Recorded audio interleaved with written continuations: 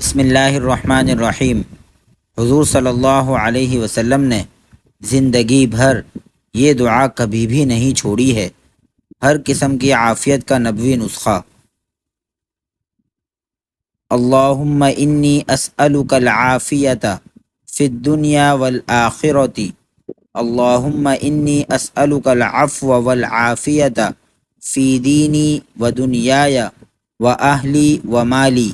اللہم استر عوراتی و آمر روعاتی۔ اللہم احفظنی من بین یدی ومن خلفی وعن یمینی وعن شمالی ومن فوقی واعوذ بعظمتک ان اغتال من تحتی۔ اے اللہ، میں آپ سے عافیت مانگتا ہوں دنیا اور آخرت میں۔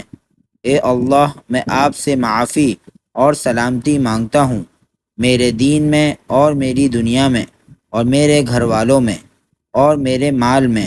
اے اللہ، ڈھانپ لے میرے عیب اور خوف کی چیزوں سے مجھے بے فکر کر دے۔